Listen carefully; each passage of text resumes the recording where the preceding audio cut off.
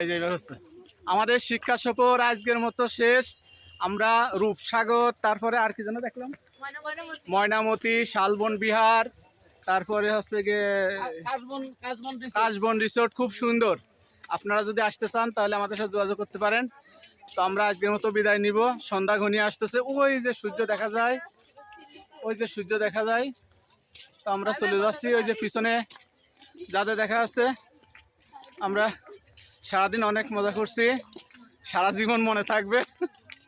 এই স্টুডেন্টরা চলে যাবে কিন্তু এদের কথা মনে থাকবে সারা জীবন। আবার নতুন স্টুডেন্ট আসবে, আবার পিকনিকে আসবে, তখন এদের কথা ভুলে যাব, এদের কথা আর মনে থাকবে না। আবার যারা নতুন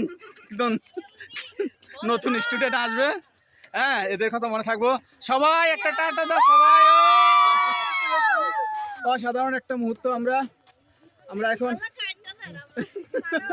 বৌদ্ধ থেকে আমরা বেরিয়ে যাচ্ছি।